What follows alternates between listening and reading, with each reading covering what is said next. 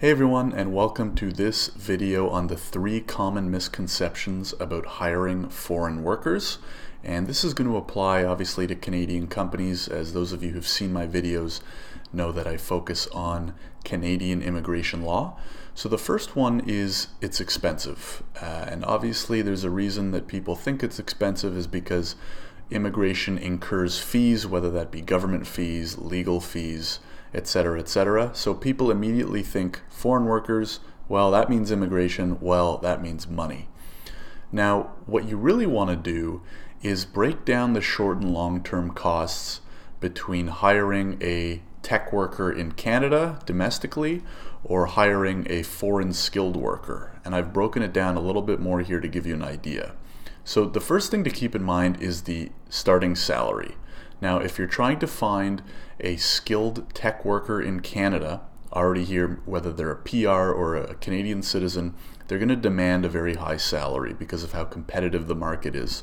Let's say somewhere in the range of $120,000. When you're bringing in a temporary foreign worker through something like the global talent stream, typically workers don't mind a lower salary to start because they're benefiting so much from being able to move to a new home country, such as Canada. Now keep in mind there are required minimums, and we are not trying to state here that you want to underpay workers whatsoever. But on average, as long as you're meeting that legal required minimum, the starting salary tends to be a little bit lower for foreign workers. So you want to keep that difference in mind. Now, you're also going to have, hopefully, some reasonable immigration fees. And what I mean by this is if you're smart about it, you can find a reputable lawyer or immigration consultant, then you should be able to do something like a work permit for in the range of $4,000 Canadian. Now, obviously, this can go up, this can go down, but this is a bit of an average just to give you a general idea. And then looking at the overall picture, you can see the large difference despite the immigration fees involved in what it could be bringing in foreign tech talent. Now, the other thing you want to keep in mind is that the salary, this total at the bottom is going to apply every year. You're going to reap the benefits. So as the employee's salary continues to rise, they're going to rise incrementally, and you're going to be saving each year as well into the future. So keep that in mind when you think immigration automatically means expensive. Now, the second misconception is that it takes a long time. And I can understand again why people might think that, but really it depends on the program. So there are some older programs that, yes, still take a fair amount of time.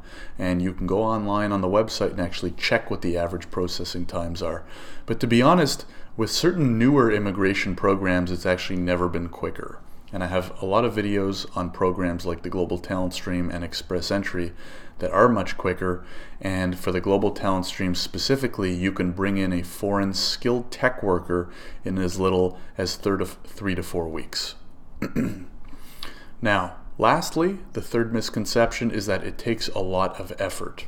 Now, it can, but there's a lot of planning you can do to remove a lot of that time.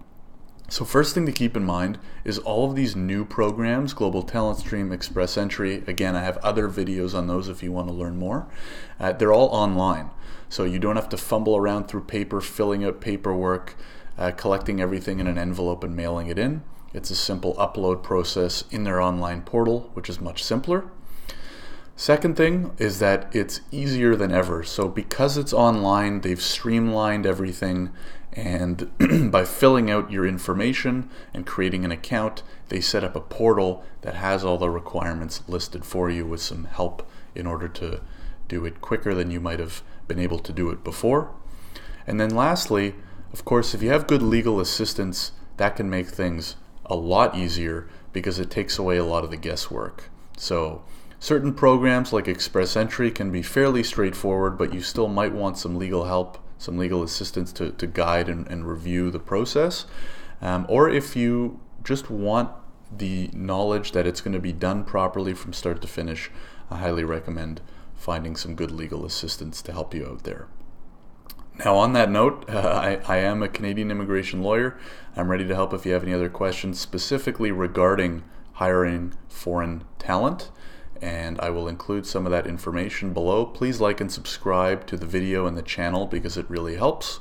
And as I mentioned, I'm going to throw some contact info and other resources in the description below if you want to learn more. So thanks a lot for watching, and I'll see you in the next video.